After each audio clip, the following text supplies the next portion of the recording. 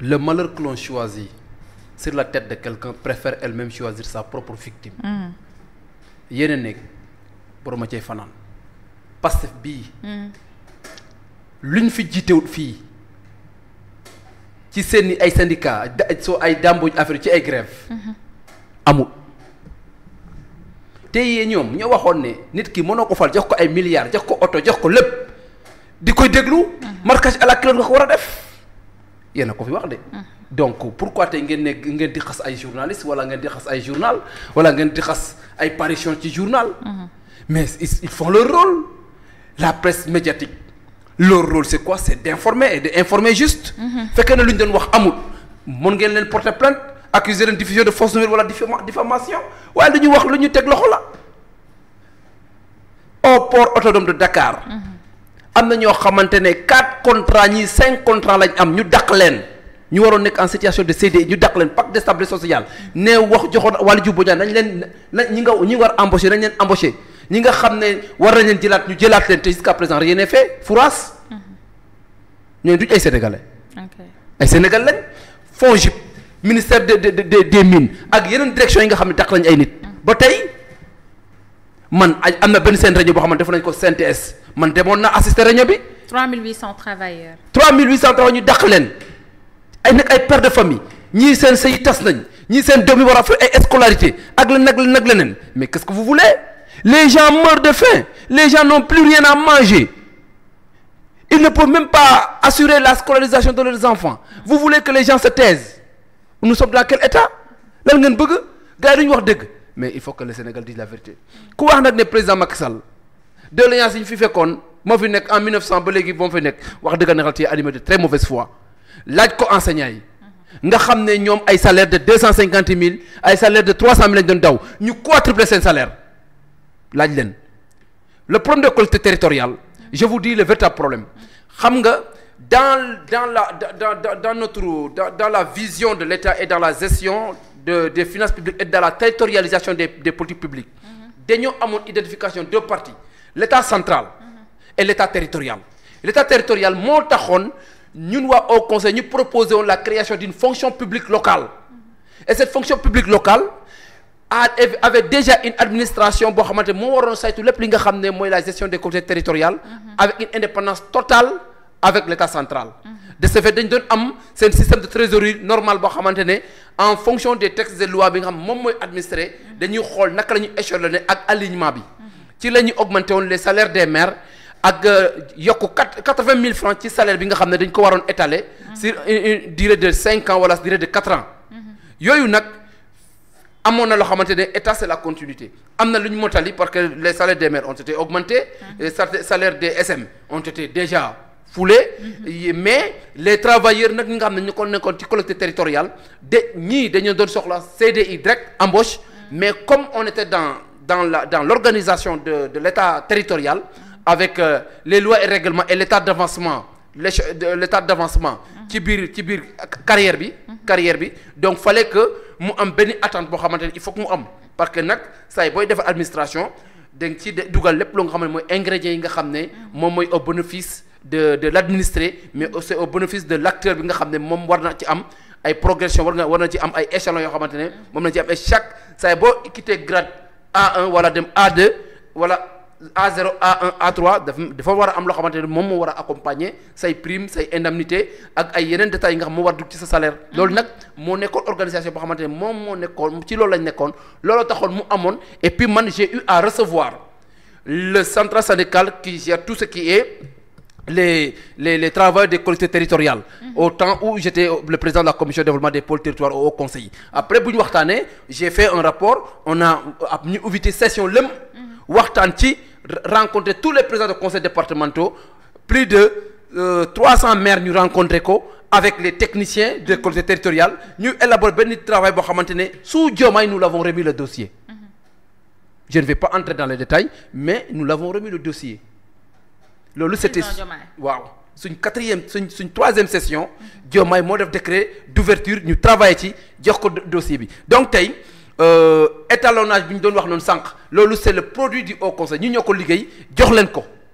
loolu c'était notre travail donc tey je pense que li ci am solo mooy ne pacte de stabilité sociale man mësuma ko gëm parce que xamoon naa ne c'était des promesses mirobolantes chimériques kii boo xamante ne le jour viendra duñ ko mës a honorer parce que man dites-moi le PASTEF depuis qu'ils sont là ban promesse lañ fi tenir boo xamante ne société bi dañ leen ci sentir seen bopp ñu def ko amul homosexualité neewoon nañ c'est abominable dañ ko incriminer ba tey furaas caisse noire dafa haram promesse la woon ba tey furaas plutôt dañuy yokk bu présidence jël 9 milliards jox ko premier ministre ak lan ak li nga xam ne emploi des jeunes bi nga xam ne moom lañ doon wax bu leen dem jën dina yomb boo gars yi suñ demee port di koy maye furaas dara amul jën teel a gën a cher suñ ci jëmee courant dina yomb am nañ gaz am nañ pétrole furaas dara amul courant teel a gën a cher donc aujourd'hui c'est tout à fait normal que le front social soit en ébullition et l'ébullition doit être une ébullition exponentielle pour mettre la pression à ce que l'État règle le problème des Sénégalais parce que nag mën leen di këccëb le bien di taxer gars yi de gauche et à droite di ñu fay impôt après nag seen soxla yi bëgg di traîner mënu nekk te seen salaire mosu traîner seen xaalis caisse noire mosu traîner loolu comme mosu traîner nag salaire DG yi ministres yi directeurs généraux yi PCA yi ñoom ñëpp seen dara mosu traîner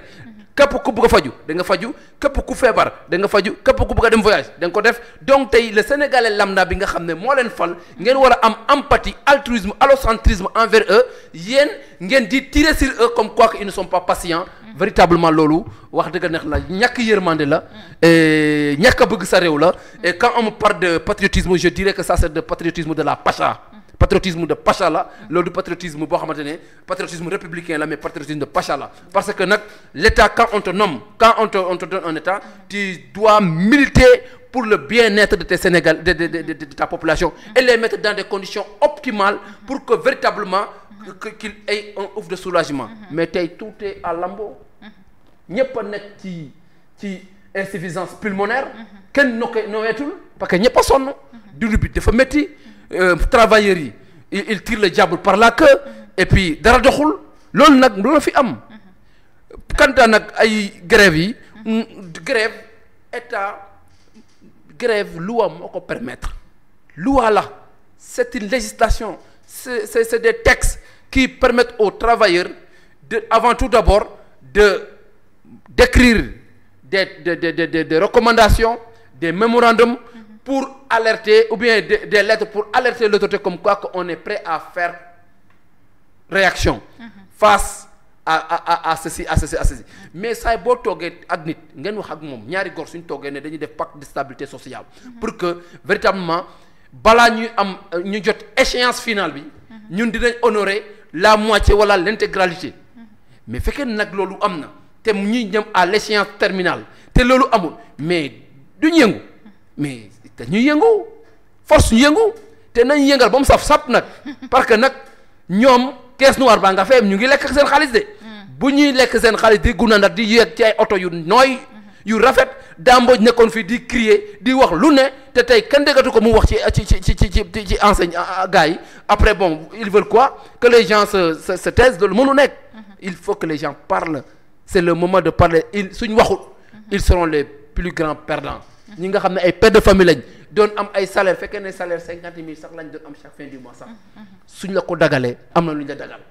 et ñëpp xam nañ salaire sénégalais nu muy demee yow sa salaire du yow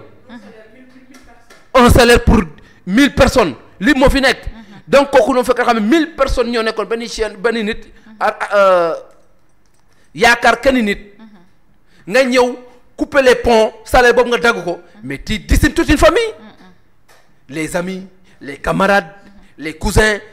la famille immédiate ñooñu ñëpp ngay toroxal te loolu am au port les gens vivotent au port ñu ma fi gis gars yi dañuy cotiser par tontine xam nga nu ñuy def chaque fin du mois ku fayeeku jël 25000 ci sa salaire cotiser ko pour que ñi nga xam ne dañ leen dàq ci boîte bi ñu jox leen ko ay Wave loolu fa nekk vous voyez que loolu noonu état war na def loolu état war na gis ay travailleurs ñoo xamante ne dañoo am ñi nekk en condition d'embauche ñi nekk ay sénégalais bon te ëppale loo leen dara seen parce que c'est pas seen waajur yi dañ doon cotiser seen waajur yi dugg leen ci ay école ñu jàng am ay compétences ñu jël leen ci boîte ñuy liggéey ngeen ne ay poste politique lañ dis-moi est-ce que tey yéen recruté wu leen ay nit kuy yéeg say nit yéeg mais au port c'est autre chose ce qui s'est passé là-bas c'est du véritable je m'en foutisme et loolu noonu billahi wallahi wa taalahi ñi nga xam ne toroxal nañ leen port yàlla mu ngi leen di gis nañ fexe intégré ñi nga xam ne du port du ministère des mines du FONGIP du feneen képp koo xamante ne sénégalais nga nekkoon di boîte di liggéey man nangu naa fekkee ne boîte bi dafa am problème ñu def négociation de départ et négociation de départ xam demee noonu balaa ngay wax négociation de départ da ngay def négociation diminution de salaire de négocier diminution ba suñ ko nangoo pare soo demee ba boîte bi nga xam ne mënatul tenir nga def nag appel à des départs volontaires mais loolu amul Sénégal le port su muntagaa si dafa bàyyi xaalis port amu doon problème donc tey ak ministère des mines je parle les RTS là RTS bi mooy le collectif des travailleurs licenciés du Sénégal ñooñu lu ñu leen dal soxor kese la lu ñu leen def soxor kese la te ay doomi sénégalais lañ ay doomi sénégalais lañ fekkee ne nag képp ku contre Pastef doo sénégalais wala képp ku contre Pastef waroo liggéey ci Sénégal man loolu jaaxal na ma te loolu waru nekk Sénégal parce que nag Sénégal kenn moomu ko le Sénégal ne sera jamais Pastef Sénégal la tudd te suñ maam yi dañ fiy liggéey suñ papa yi liggéey fii ñun ñuy continuer fii di fi liggéey donc ay nit mënuñ fii ñëw nekk les derniers venants de la politique ñëw yàlla may leen pouvoir ñu jël pouvoir boobu di koy noter ay di toroxal ay nit di humilier ay nit loolu du dëgg du yoon nañ intégré waat ñi nga xam ne dañoo ñàkk seen liggéey nañ leen intégré ñu dema seen ñu jàppale seen waajur loolu sax même man su ma nekkoon Pastef sax véritablement du ma ko nangu du ma défendre kuy toroxal doomi aadama. am na ku toogoon fii moom CDC lañ ko dàqee nee na moom amoon na CDI moom nee na su fekkoon dañ ko dàq sax si base da nga boîte bi dafa am problème mais dañ ko dàq si da ngay nangu lii boo ko nangu. man j'ai un ami te doo yor te duñ la jox dara donc il était obligé mu négocier ñu jox ko loolu noonu. mooy 5 millions yi sinon day perte. parce que day ñàkk place am te du jot ci xaalis bi te dañu ni parce que boîte bi dafa am problème alors que moom place am jox nañ ko keneen. man def nañ conférence de presse dem naa ci conférence de presse ba ñoom bu ma expliquer ce jour là. J'étais sidéré avant màggal gi la ñu ñëw seen président bi j'étais sidéré et loolu franchement gis nga. ñoŋalul yëf yi. loolu gis nga état soo ko yoree da ngay nekk pour askan gi. waaye ñi la fal kese wala sa parti kese nga yaakaar ne loolu mooy état ça c'est pas l'état. d'accord très bien. te nuñ dàq yàlla mu ngi gis nag. d'accord très bien. yàlla mu ngi bàyyi nañ leen ak yàlla. merci Samba lu mu tudd sax Baba noo ko jàngatee gars yi ñoom dinañ paralyser secteur yu bari njàng meeg njàngale mi blouse blanche man blouse blanche nag ñoo ma si gën a def cas parce que nag ak feebar bi ñooñu bu ñu grève